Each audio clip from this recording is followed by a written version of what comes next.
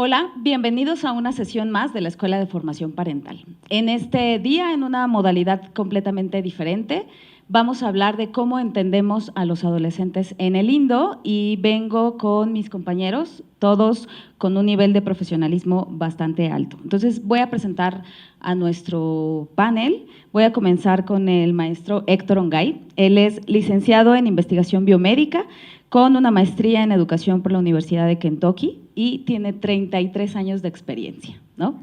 Maestro del Colegio Indoamericano. Luego tenemos por acá también a la maestra Carmen Arriaga. Ella es licenciada en filosofía con una maestría en docencia para la educación media superior, también con una amplia trayectoria con adolescentes. Por acá nos acompaña la maestra Erika Vanessa, directora general del Colegio Indoamericano, con una licenciatura en Educación Especial y una maestría en Gestión y Liderazgo de Instituciones Educativas por la UDLAP. De este lado tenemos al maestro Israel Estrada. Él es licenciado en Psicología y tiene una maestría en Terapia Psicoanalítica también, con años de experiencia en la psicoterapia clínica y es psicólogo escolar en nuestro colegio. De este lado tenemos a la maestra Susana González. Ella es licenciada en Psicología con una maestría en Neuropsicología Clínica. Actualmente estudia una maestría en Terapia Cognitivo-Conductual y es asesora de aprendizaje en el colegio. Por acá tenemos al maestro Asael Durán. Él es licenciado en Historia, también tiene una maestría en Gestión y Liderazgo de Instituciones Educativas por la UDLAP y es especialista también en disciplina formativa. Y finalmente, el maestro Juan Arturo Padilla. Él es licenciado en Ciencias Políticas y la Administración Pública y tiene una diplomatura en narrativa, también muchos años de experiencia en el trabajo docente y con adolescentes. Él es jefe de enseñanza en nuestro colegio. Y pues bueno, vamos a comenzar en este día con la definición de adolescencia desde una posición un tanto biológica, ¿verdad, Héctor? Platícanos. Así es. Desde mi punto de vista, la adolescencia es esa etapa que se encuentra entre la niñez y la etapa adulta. Es una etapa de transformaciones y de cambios físicos que tienen el reto de que dichos cambios, dichas transformaciones, de ninguna manera son programadas o están cronológicamente afinadas. Se van a presentar a diferentes velocidades, en diferentes momentos, en diferentes individuos. Y eso va a generar un reto no solo en el adolescente, sino en toda la gente que los rodea. Entonces, veo, por ejemplo, en el caso de los hombres, cómo empieza a haber un crecimiento, hay un desarrollo óseo, hay un desarrollo muscular, de repente el adolescente va a estar muy satisfecho de sus nuevas habilidades que está desarrollando, pero en un momento dado, a la hora de que acaba de crecer, pues la ropa no le va a quedar, el espacio que tan bien llegó a dominar durante la infancia, lo va a empezar a perder, se va a empezar a tropezar, se va a golpear contra diferentes cosas, pero va a tener otro beneficio, con un metabolismo tan elevado, va a poder comer cantidades impresionantes de comida, sin que esté acumulando grasa. Entonces, estas características se van viendo combinadas con un mar verdadero, y así lo veo, verdaderas oleadas de hormonas. Aquí va a haber una libido que se va a empezar a desarrollar y que el adolescente va a tener que lidiar con ellas, va a tener que ver cómo va a tener un nuevo rol dentro de la sociedad. A nivel físico, por ejemplo, va a tener erecciones en momentos y en lugares que no son propios y que pues va a tener que aprender a controlarlas. Por ejemplo, una de las cosas que se van a presentar muy a menudo es que el adolescente va a buscar la autoestimulación. La llamada masturbación se va a empezar a dar en estas épocas.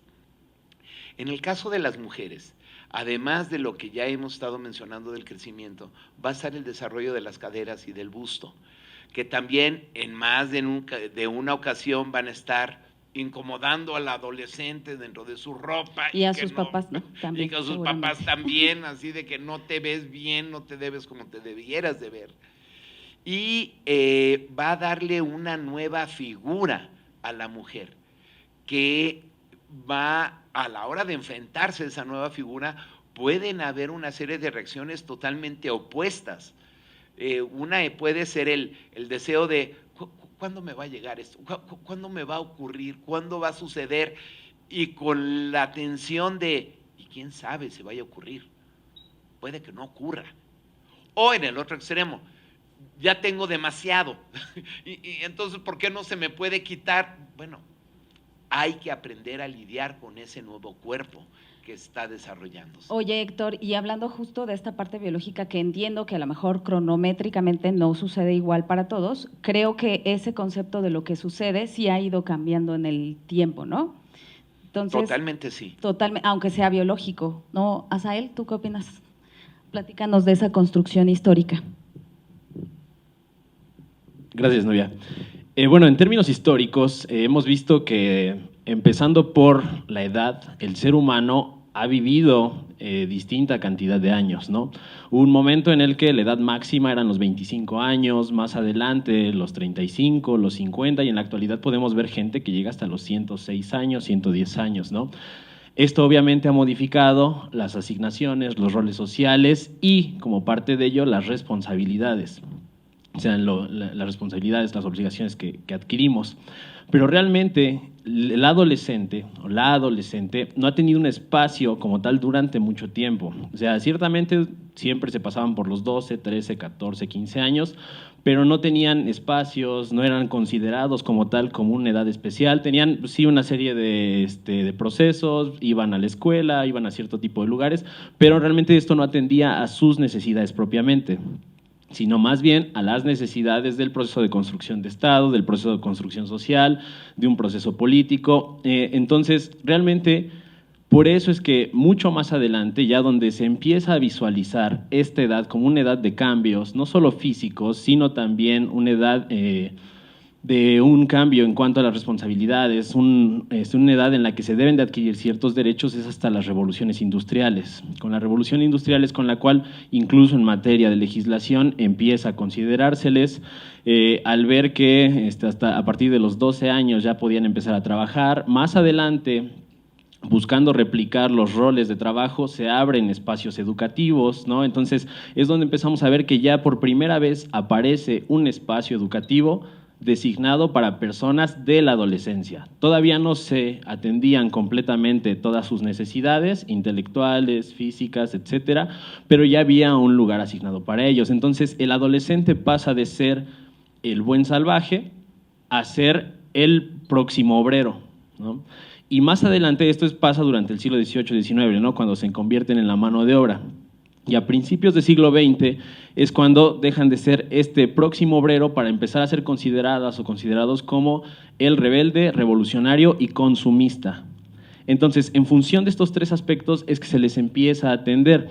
Realmente, como espacio que atienda completamente a su desarrollo integral, podemos ver que en términos incluso de políticas públicas, tiene cerca de unos 30, máximo 40 años que se empieza a visualizar, ¿no? E incluso con la apertura de institutos, les repito, de espacios públicos, becas, por ejemplo, que sean específicamente para esa edad.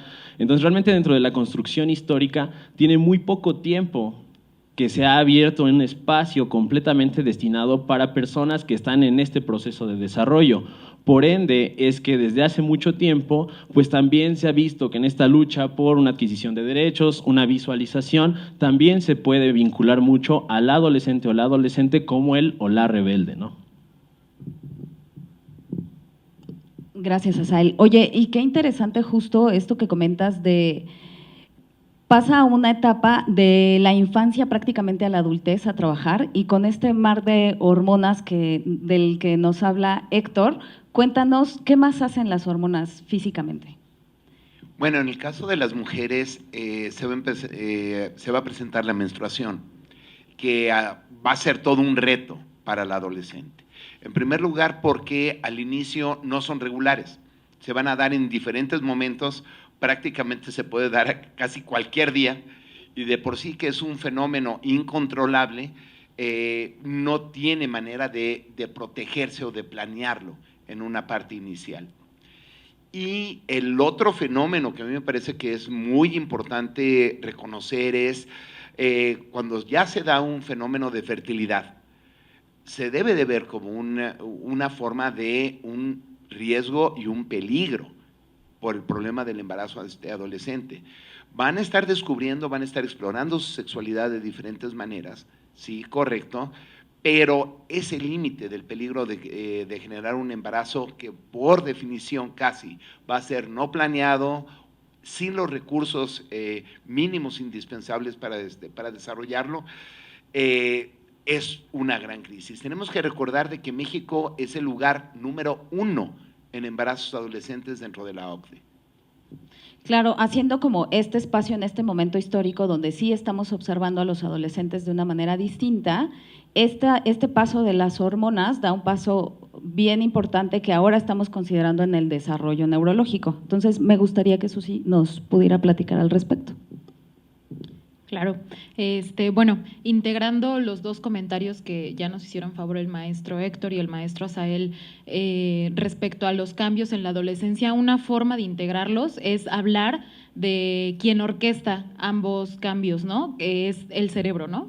Tanto la conducta como a nivel biológico. Por ejemplo, a nivel biológico, pues parte de los responsables de los cambios hormonales son los neurotransmisores, que son las sustancias que tienen efecto en la dinámica de nuestro cerebro.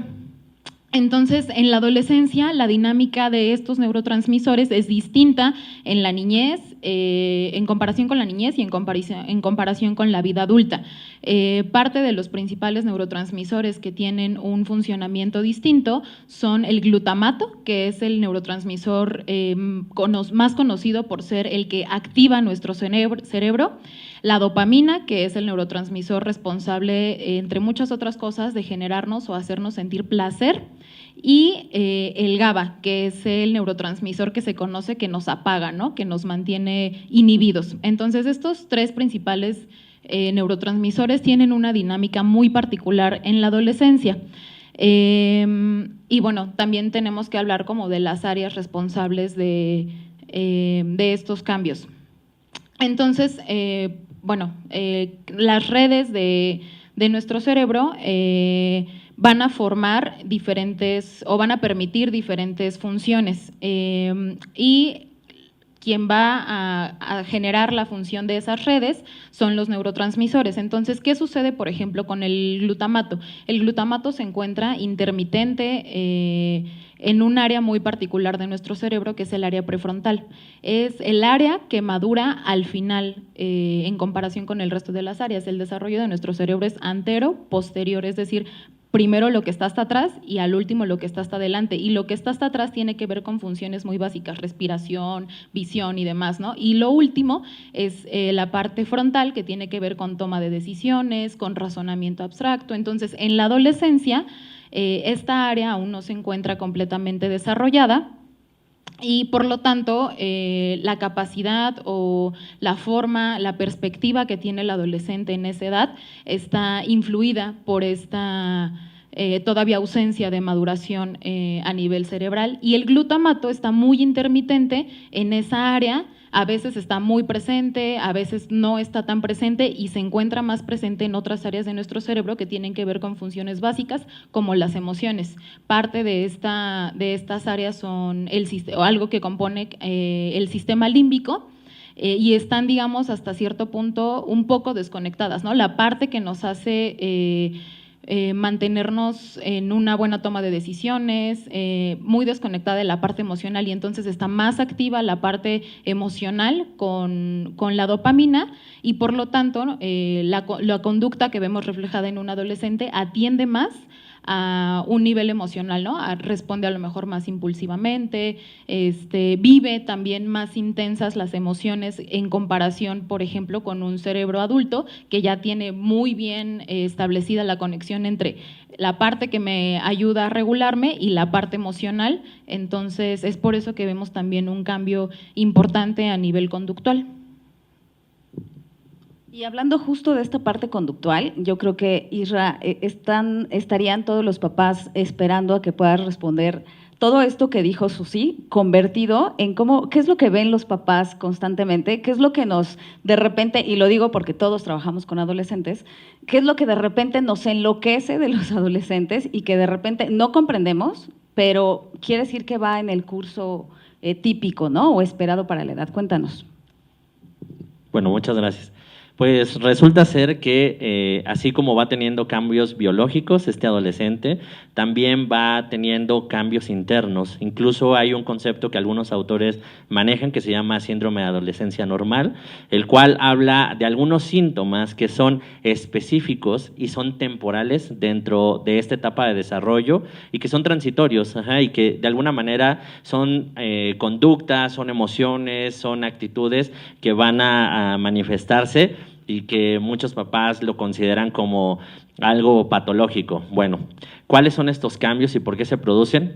Imagínense que tenemos un adolescente con cambios a nivel biológico, con cambios a nivel neuronal, con cambios a nivel de neurotransmisores, y todo esto va a impactar en el mundo psíquico. Y de alguna manera esta mente del adolescente que se va construyendo, que se va transformando, necesita ir teniendo como ciertos ajustes. Entonces, de alguna manera, todos estos ajustes se tienen que ir procesando, y cuando no se procesan de manera adecuada, entonces nos encontramos en la parte patológica. Ahora, hay cosas específicas por las que un adolescente suele transitar y que son aspectos normales. Lo primero es esta parte de dejar un cuerpo infantil, un cuerpo que no tenía cambios tan drásticos, como ya lo comentaba el maestro Héctor, ahora tiene cambios muy, muy drásticos, muy rápidos, que impactan. Entonces, hay dos polos que suele haber y existir en la conducta de los adolescentes. Por un lado, se vuelven exhibicionistas con este cuerpo, y por el otro lado, se vuelven más, o lo ocultan, lo tratan de tapar porque da un poco de pena. Ese es uno de los principales cambios, porque además este cuerpo ya refleja un grado de transformación hacia la parte sexual. Entonces, suele o exhibirse o ocultarse, perdón. ¿Okay? Ese es uno de los principales cambios. La otra cosa que suele ser muy normal es que tienden a separarse del mundo familiar, y eso a veces da mucho conflicto con los papás porque dicen ya no me quiere hablar, ya no se relaciona con nosotros, ya solo quiere pasar el tiempo con sus amigos. Bueno, esa es una parte normal, porque el hecho de que exista este grado de separación del adolescente de su familia tiene la intención principalmente de buscar figuras con las que ahora se tiene que identificar, tiene que buscar nuevos ideales, tiene que buscar nuevas experiencias que le permitan a él justamente transformarse para la vida adulta. Pero este es un conflicto que suele pasar constantemente y que da mucho problema en la parte de la familia y con los papás. Ahora, ¿qué más sucede? Bueno, resulta ser que, imagínense que vienen de un mundo en donde estos papás estaban súper idealizados. Este niño sentía que, bueno, este ahora adolescente, que en un momento anterior idealizaba a los papás, que los veía como superhéroes, que los veía como todo en esta vida, tiene un proceso de cambio también a nivel cognitivo y se empieza a cuestionar cosas. Y se empieza a dar cuenta de que los papás no lo son todo, no lo saben todo, y entonces esa parte, cuando este adolescente empieza a identificar estos rasgos en los papás, se desilusiona. Entonces la manera que tiene para defenderse ante esa desilusión es justamente la rebeldía, la parte de cuestionar todos esos ideales, la parte también de volverse incluso rebelde, cuestiona todas las cosas que se le presentan y entonces trata de hacer una opinión individual y busca también una parte autónoma. La maestra Carmen en un momentito más nos va a hablar justo de por qué es importante que este niño se vuelva también en momentos críticos de todas estas posturas del mundo adulto. Ahora, algo más y algo importante es que se da la búsqueda de la identidad. Entonces van a haber cambios muy drásticos, constantes, que también a veces asustan, pero forman parte de este mundo adolescente y, como les decía en un principio, es un momento transitorio. Entonces, no se asusten, es normal. Hola, gracias. Bueno, sí, una cuestión importante para la perspectiva filosófica es ver a las personas desde una manera integral. Y en este sentido considero que todos los aportes que han tenido los compañeros son muy importantes para comprender justamente que todas las personas nos vamos construyendo a lo largo de nuestra vida, nos vamos enterando. Pero ciertamente en la época adolescente, justamente ante esta maraña de emociones, esta complejidad hormonal, esta construcción cerebral, de alguna manera se ven más acentuadas las cuestiones de la rebeldía, las cuestiones del cuestionamiento, y que muchas veces para el adulto pueden ser incluso incómodas, ¿no? Porque justo el niño que aceptaba, que no retaba, que era buen niño, se convierte en alguien que reta, que es rebelde, que cuestiona. Y justamente es una de las grandes pues aportaciones que el adolescente hace hacia el pensamiento crítico y el pensamiento filosófico. En este sentido, el hecho de que el adolescente sea rebelde, de que el adolescente cuestione, es algo sumamente importante para la construcción de su identidad. Para la filosofía, justamente el hecho de cuestionar es muy importante, ¿no? Y en este sentido, justo también por eso es que se comienzan a dar estas disciplinas filosóficas en el periodo del bachillerato, porque es cuando más propensos están los adolescentes a este cuestionamiento. Ahora, lo que puede hacer el adulto en este caso es justamente soportar, en el mejor sentido, soportar de aguantar, de tener ahí como un andamiaje para el adolescente y justo para que esas preguntas estén bien encaminadas, ¿no? Esa curiosidad, esas inquietudes, esa rebeldía tengan un sentido común, porque como decían los compañeros, algo que sucede en la adolescencia es que hay un individualismo exacerbado y ese individualismo hay que encaminarlo para un pensamiento en comunidad, para un pensamiento social, para que vean que las reglas tienen un contexto, ¿no? Que no son hechas al azar y pues que justo no los adolescentes tengan este sentido existencial, porque esa es otra cuestión que sucede en esta época, ¿no?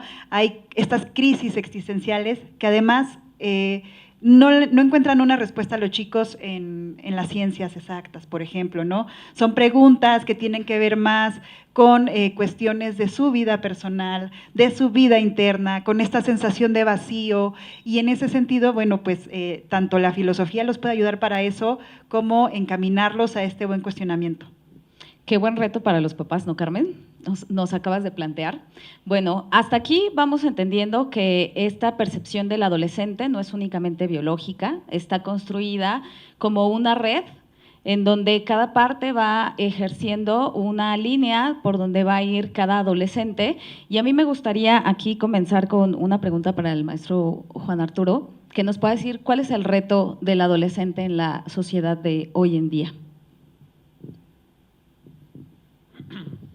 Bueno, como bien comparten mis compañeros y compañeras, los jóvenes de todas las épocas en realidad se enfrentan a dos grandes contradicciones. Una, la que se presenta en su mundo interno, que responde a estos cambios hormonales, neuronales, biológicos, ¿no? Y eso ya es todo un reto para una persona poder sobrellevarlo, adaptarse y prosperar. Pero además, el joven o los jóvenes también se encuentran inmersos en un montón de contradicciones sociales. Un montón de contradicciones sociales que vienen desde las propias categorías de juventud que se establecen desde el mundo adulto, pero además esas categorías que se establecen desde el mundo adulto obedecen a un sistema económico, a un sistema político, a un contexto histórico, y entonces los adolescentes, dentro de este universo de contradicciones, pues están luchando por definir quiénes son. Y lo definen en función de lo que son como personas, en su desarrollo biológico, emocional, mental, pero también en función de lo que dicen que es el joven de su época. Entonces, de acuerdo con la gente especialista como Rosana Reguillo, que se dedican a investigar las juventudes en nuestro país, pues ellos pueden categorizar por lo menos dos grandes grupos. El grupo de jóvenes o de juventudes que están incorporadas, que son estas juventudes que pueden formar parte de una estructura económica, política, educativa, sin ningún problema, que forman parte de esa estructura hegemónica o dominante, y un grupo de jóvenes que no forman parte o que se niegan o que resisten o que cuestionan formar parte de la estructura hegemónica, que son las juventudes o las culturas disidentes. Estas suelen ser las más problemáticas porque son las identidades juveniles que no se alinean a las expectativas sociales que vamos fincando sobre ellos y que al no alinearse a estas expectativas sociales pueden tomar caminos de innovación, de creatividad, de proponer nuevas ideas o también llegar a lugares de una contraposición radical que puede resultar problemática. Y es problemático porque resulta también que los jóvenes hacen un esfuerzo importante por diferenciarse del mundo de los adultos. Y entonces en esta diferenciación no bastan las categorías de la edad o del desarrollo biológico para hacer esta distinción, sino que debe de haber una manifestación cultural que permita decir yo no soy eso que está allá, es decir, el mundo de los adultos. En este panorama, pues los retos son amplios. Creo que lo decía Ben Carmen, nosotros como formadores debemos saber acompañar estos procesos, asumir que cada uno de nosotros puede entrar o participar en los distintos lugares de esta estructura social que es muy grande y compleja, y finalmente también asumir que cada uno va tomando el camino que mejor le parece a lo largo de su vida. El adolescente es una persona que está en desarrollo, que está en formación, pero sería un error pensar que nosotros podemos dirigir esa toma de decisiones. Es cierto que también durante la juventud se pueden tomar muy malas decisiones, ¿no? Como por ejemplo abandonar sus sueños, y eso sucede a partir de perseguir estos estándares sociales que se les van estipulando a los estudiantes o a los jóvenes. No siempre la mala decisión es caer en el mundo de las drogas, no siempre la mala decisión es tener amistades equivocadas. A veces malas decisiones son forzar a nuestras juventudes a incorporarse a una estructura que no necesariamente responde a sus intereses o a sus fases de desarrollo.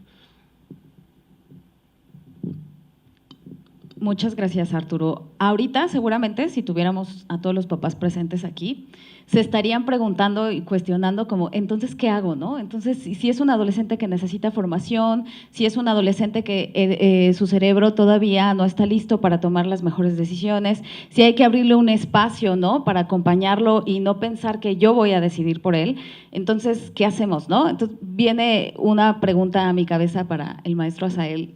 ¿Cuál es la responsabilidad social que tienen los adultos con los adolescentes entonces? Bien, aquí, por ejemplo, dentro de nuestra respuesta como colegio está la propuesta de la disciplina formativa.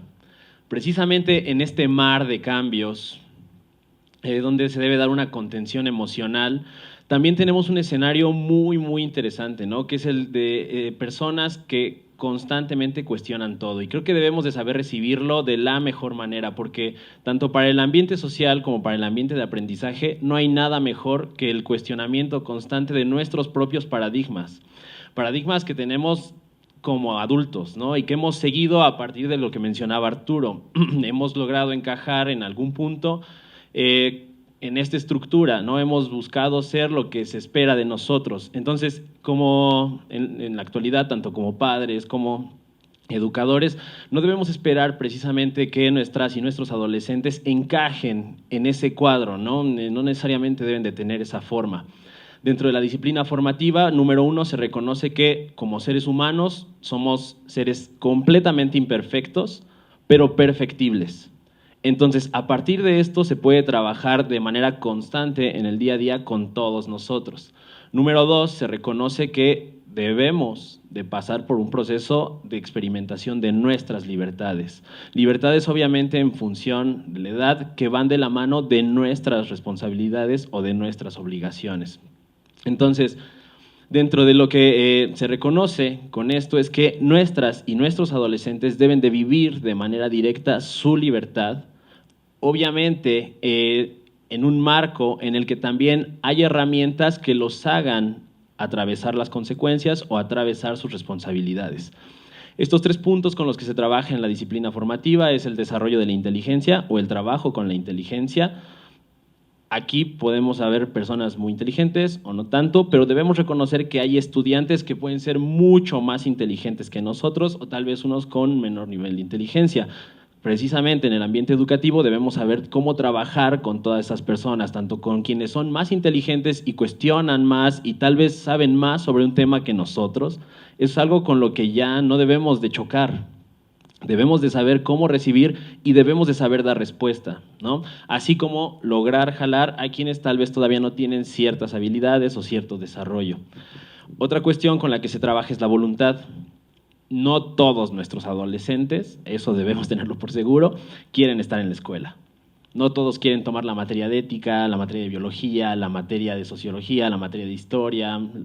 No todos quieren estar en ese ambiente. Pero debemos de saber trabajar con el hecho del por qué deberían estar ahí. Qué es lo que desarrollan, qué es lo que pueden aprender, para qué les puede funcionar, desde un ámbito de desarrollo personal, no desde un ámbito de quiero que seas este tipo de estudiante, ¿no? Y que esa es otra cuestión. Dentro de la voluntad, en el ambiente educativo, debemos reconocer que contamos con inmensa cantidad de perfiles adolescentes, ¿no? Tenemos al estudiante que quiere ser este tipo de persona, el estudiante que el Estado busca o que el sistema económico busca, pero tenemos este otro, ¿no? Que tiene ideas de contracultura, que tiene ideas que son completamente contrarias y debemos de saberle dar cauce. Eso es algo muy, muy importante y saber trabajar para que realmente busquen estar dentro de ese ambiente. El tercero y último es el de la afectividad. A partir de la afectividad, precisamente lo que se busca es que a partir de una comunicación, un trato completamente asertivo, no se le imponga a nuestro estudiante o nuestra estudiante una serie de normas o una serie de reglas, sino que realmente se le dé una explicación y un fundamento y lo que les comentaba, ¿no? Una respuesta de todas estas cuestionantes que van a mantener durante toda su etapa y que realmente es lo que debemos de proponer. O sea, como educadores no podemos limitar esas cuestionantes, no podemos decirles a los estudiantes que no deben preguntar, que simplemente deben acatar. Por el contrario, para nosotros es mucho mejor que sigan cuestionando porque incluso nos ayuda a nosotros a reconocer y a evaluar y a diagnosticar nuestro propio ambiente educativo. Entonces, precisamente la disciplina formativa lo que busca es trabajar con todo esto y que en congruencia esto se vea reflejado no solo en el diseño de nuestras clases, en la manera en la que se imparten las materias, en la manera en la que conviven en los distintos espacios estudiantes, docentes, padres y madres de familia, administrativas, administrativos, sino que esto también sea congruente con nuestros documentos institucionales, como por ejemplo puede ser un reglamento, ¿no? Si algún estudiante dice, oiga, ¿por qué la implicación de esta falta al reglamento tiene esta consecuencia? Debemos de saberles dar respuesta. Debemos de tener un fundamento, obviamente, en función de su desarrollo. Entonces, desde nuestro ambiente, desde nuestro sector, es de esa manera en la que se ha propuesto trabajar. Asa, entonces estoy entendiendo que esta parte de la disciplina formativa y uniéndolo un poco con lo que comentaba Juan Arturo, tiene que ver con sí dar la libertad al adolescente, pero en un entorno seguro, porque hay un entrenamiento que el adolescente tiene que hacer guiado por el adulto, ¿no? Y ahí viene, creo que un tema que se quedó a lo mejor hace ratito sobre cómo entonces funciona esta parte del cerebro adolescente y cómo lo podemos vincular o por qué es necesario utilizar a lo mejor un reglamento y cómo es que se va haciendo este entrenamiento. Claro. Bueno, algo que también hay que destacar que sucede en el cerebro adolescente es algo que llamamos plasticidad cerebral. ¿Con qué tiene que ver esto? Con la capacidad de moldeabilidad de nuestro cerebro, ¿no? Veámoslo como una plastilina que está todavía nuevecita, la podemos moldear, pero ¿de qué depende este moldeamiento? ¿De qué dependen esas conexiones cerebrales que se van generando del entorno? Si bien es un proceso biológico, se retroalimenta de ese entorno. Entonces, esta plasticidad puede o no ser benéfica para el adolescente. ¿Por qué? Porque si yo a ese cerebro que es plástico y que por lo tanto es vulnerable, lo tengo en un entorno de consumo de sustancias, en un entorno de violencia, en un entorno que no es adecuado y que le va a generar una moldeabilidad muy particular que no va a favorecer su desarrollo, entonces esa plasticidad no me está funcionando adecuadamente. Por el contrario, si ese contexto está moldeando mi cerebro de una forma distinta, con una disciplina formativa adecuada que va a generar valores, un entorno estimulado a partir, no sé, de un deporte, aprender otro idioma, trabajar, demás. Entonces, esa moldeabilidad cerebral que tiene mi cerebro en ese momento va a ser distinta a el otro tipo de moldeabilidad. Gracias, Susi. Entonces, entendiendo justo esta parte donde el adolescente está en riesgo simplemente por ser adolescente, ya platicamos como de todos los puntos, a mí me gustaría también que, entendiendo justo la palabra normalidad de la que hablamos hace ratito, entendiendo que hay un montón de cambios que a lo mejor se sitúan como si fuera estadísticamente en una campana de Gauss, que es lo común, lo esperado ver en la mayor parte de los adolescentes, a mí me gustaría que Israel pueda agregar ciertos componentes que son básicos que conozcan los papás. ¿En qué momento, si ya está difícil entender que es un adolescente que necesita la rebeldía, que necesitamos comprender ciertas partes, que necesitamos expandir también nuestro pensamiento, ¿en qué parte los papás tienen que preocuparse? ¿En qué parte los papás tienen que decir, esto ya no está bien, ya no está normal? Ok, bueno, hay varios puntos que hay que poner atención y que son señales de alerta de un desarrollo adolescente patológico o anormal o que no está funcionando de manera adecuada. Uno de ellos, por ejemplo, que tiene que ver principalmente con estos cambios biológicos, es cuando este adolescente se siente avergonzado de su propio cuerpo, lo lastima, lo lesiona, lo siente como ajeno a sí mismo. Entonces, eso es un dato. Escuchar comentarios en los adolescentes que hablan acerca de su cuerpo, devaluándolo, ese es un punto importante. Otro es que recordemos que el adolescente tiene cambios drásticos en su estado emocional, pero cuando este cambio se vuelve permanente y pareciera como que se cristaliza y se queda fijo, también es un signo de alerta que nos está hablando de algo que no es normal. Tener un adolescente irritable constantemente es otra señal de alerta. Aquel adolescente que se aísla constantemente, que se retrae constantemente, que no quiere convivir con un grupo de pares, también es una señal de alarma. Aquel adolescente que está inquieto constantemente, que se le dificulta concentrarse en las clases, que no puede atender a un elemento, nos está hablando de que algo está sucediendo.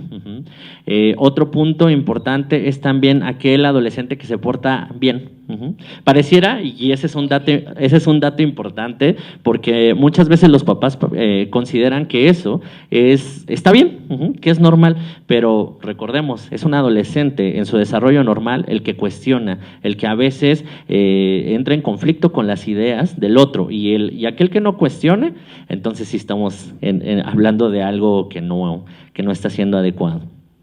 Otra cosa es también que este adolescente de alguna manera se está enfermando constantemente. Con esto de la pandemia hemos visto que muchas veces está sucediendo esto. Y a veces el que se está enfermando constantemente nos está hablando de estas ansiedades que se fueron generando durante el transcurso de la pandemia y que nos hablan de la dificultad para separarse de este ambiente familiar. Y recordemos que el síndrome de adolescencia normal nos habla de que parte importante del adolescente es esta separación de la familia. Entonces, quedarse en casa a través de una enfermedad también es un dato para poder trabajar, ¿okay? Cuando estos en conjunto se vuelven estáticos, se vuelven permanentes y ya tienen una duración, nos está hablando de que algo patológico se está transformando ahí, o que se está gestando más bien. Isra, poner también atención en el caso de los papás con toda esta rebeldía. Susi nos hablaba de ciertos factores neurotransmisores que están ahí que hacen el cerebro vulnerable, incluso el debut de enfermedades mentales también.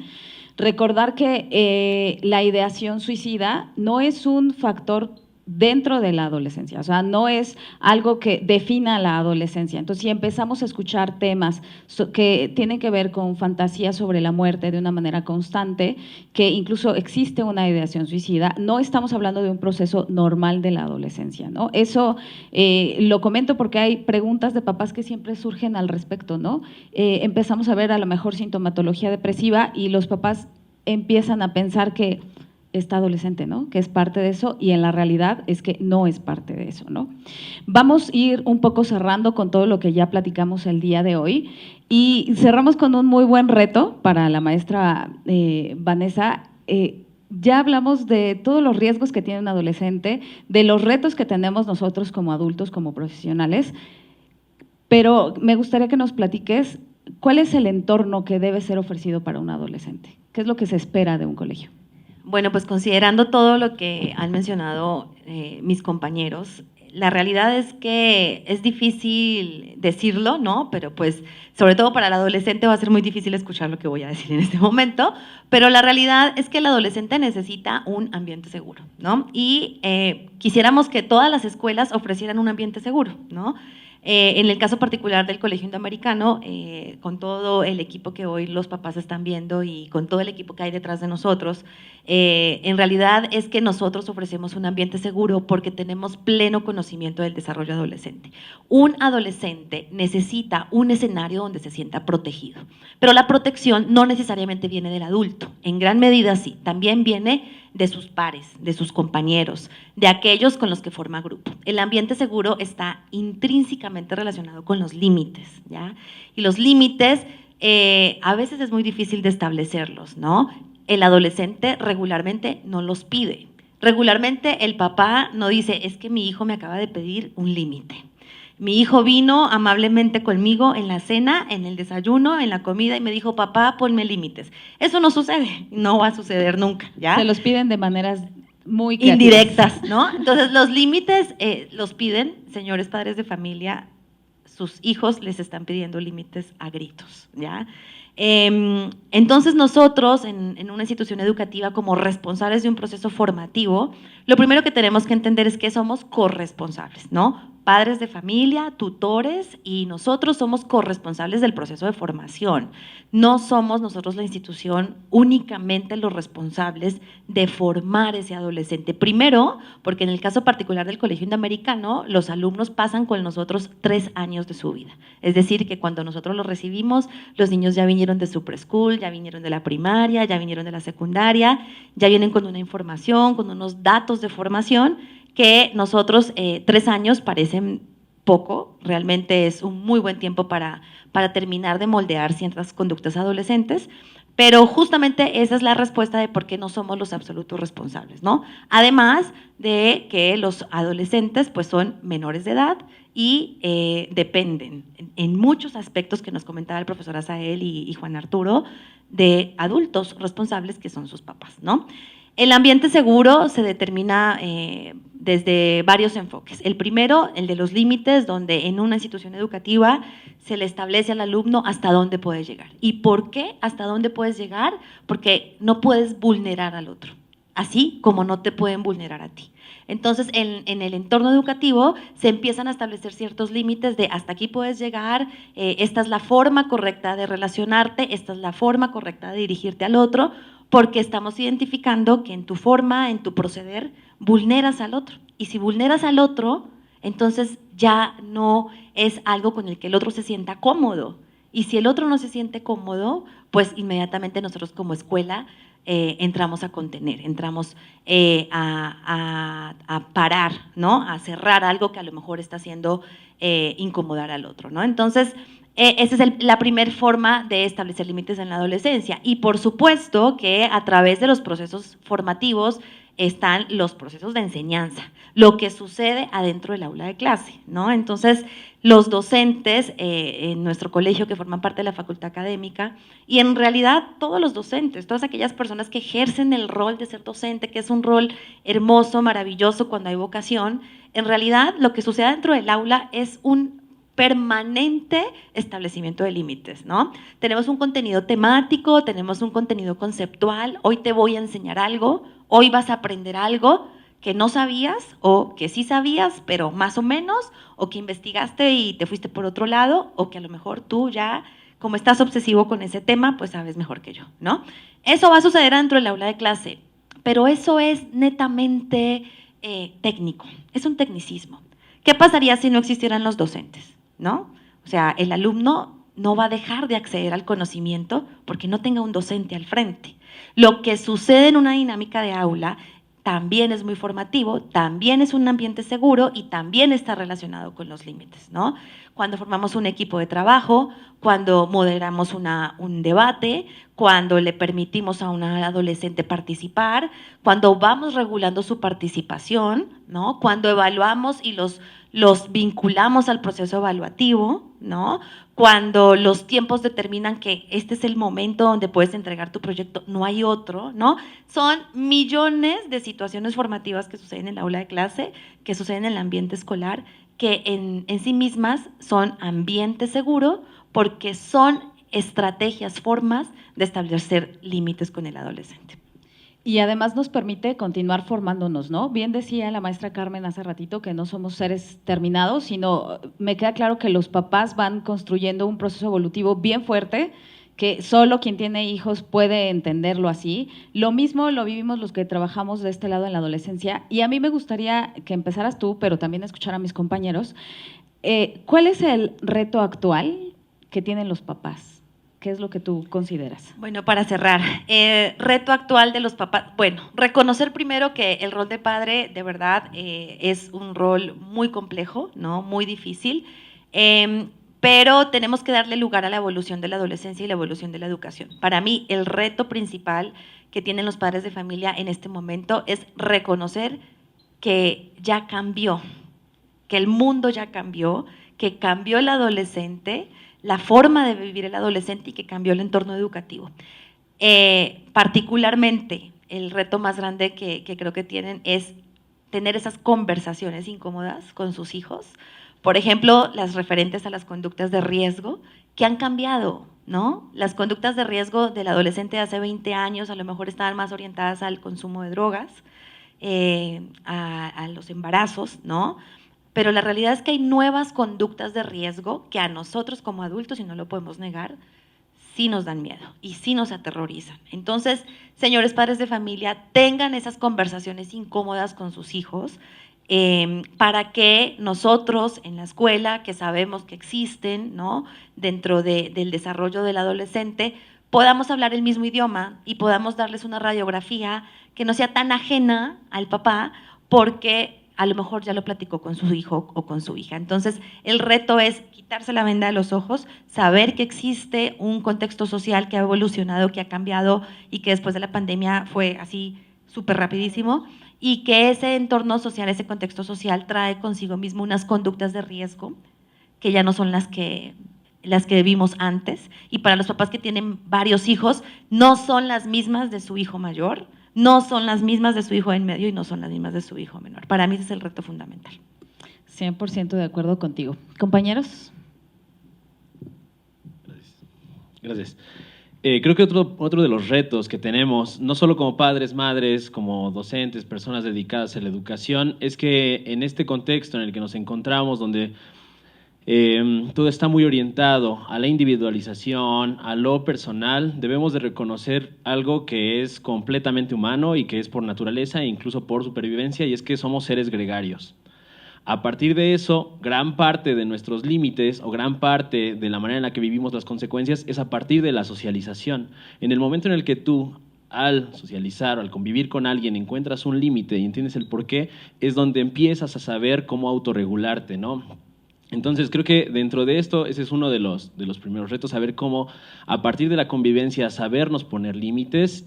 Y en este contexto en el que les hablaba, donde está orientado a la individualización, saber cómo encontrar la trascendencia personal en lo comunitario, ¿no? En el bien convivir, en el bien común. Creo que esa es otra parte de los retos que tenemos y que es uno de los más grandes ya como seres humanos, ¿no? No solo como familias. Adicional a lo que comparten mis compañeros, creo que es importante comprender a las juventudes en su contexto.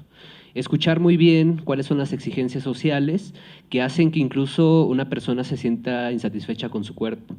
Estos sentimientos no vienen de forma espontánea, vienen a través de un discurso publicitario que está dentro de las hebras más finas, de la cultura, en la música, en el cine, en la televisión, y que de una u otra forma van marcando el desarrollo de nuestras juventudes A veces en positivo, a veces con algunos arquetipos que les permiten alcanzar ciertos lugares dentro de la sociedad que les permiten desarrollarse como seres humanos, pero algunas otras son exigencias que los llevan más bien a situaciones conflictivas.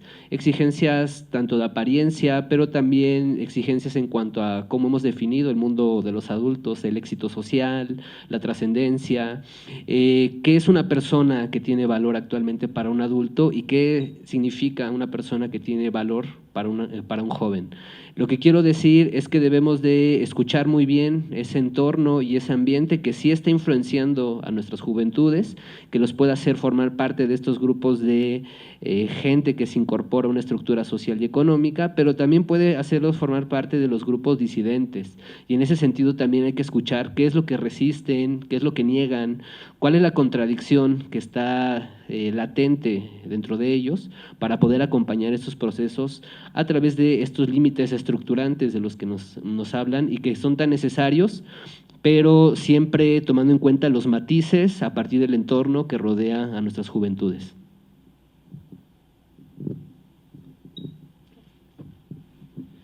A mí me parece que uno de los principales retos que tienen como papás es poderse vincular con una estructura académica en donde nosotros no estamos peleados con ustedes, sino más bien buscamos aliarnos, porque al final de cuentas ambos espacios somos un espacio de modelaje, de moldeamiento, de entrenamiento para la vida adulta que nos permite justamente el desarrollo de las habilidades que requieren y que requerirán para ese mundo futuro. Entonces, buscar esa alianza con los papás me parece uno de los retos más importantes. No nada más eso, el mundo adolescente también es un mundo cambiante y se requiere de mucha tolerancia y mucha contención por parte de ustedes. Recuerden, esto es transitorio, o en la mayoría de los casos, y si no, pues hay que buscar también la ayuda profesional. Bueno, yo creo que uno de los grandes retos para los adultos es abrirnos a la pregunta, al cuestionamiento, el dialogar con el adolescente, el evitar decir porque lo digo yo, porque así está ya escrito, estipulado y en letra inamovible, y abrirnos a dialogar con los jóvenes, porque una de las grandes exigencias que los adultos tenemos es que los jóvenes no dialogan, que los jóvenes no argumentan, pero no les enseñamos a eso, ¿no? Entonces es importante que nosotros nos abramos a ese diálogo, a esas preguntas y que junto con los jóvenes cuestionemos y los acompañemos a construir este mundo que para nosotros es completamente diferente, que tal vez ya no es nuestro mundo, pero que es importante que nosotros dejemos en ese sentido un legado con los jóvenes que vienen. Muy bien, Carmen. Adelante. Yo diría que el reto desde el punto de vista físico es que un padre de familia pueda ser empático con un ser que está en cambio y en transformación, y que esa transformación puede ser molesta, puede ser incluso dolorosa varias veces, y que uno tiene que poder comprender que no es la situación que uno vive o la que uno vivió. Completamente de acuerdo con mis compañeros. Un reto más, solo para ligarlo ya al final, es la inteligencia emocional de los papás que se pone en juego todos los días y cada uno de los días hasta que terminemos de cruzar este periodo de la adolescencia. Entonces, el día de hoy comprendimos desde una visión multidisciplinaria qué es la adolescencia y desde dónde la vemos en el Colegio Indoamericano. Y para todas las preguntas que seguramente van a surgir a raíz de este panel, tenemos las siguientes sesiones de la Escuela de Formación Parental. Seguimos con los temas de inteligencia emocional y vienen una serie de videos también relacionados con las conductas de riesgo que ya platicamos aquí. Y pues los esperamos siempre con el gusto de acompañarlos también a ustedes en el camino. Muchas gracias. Gracias a ustedes también, queridos sus compañeros.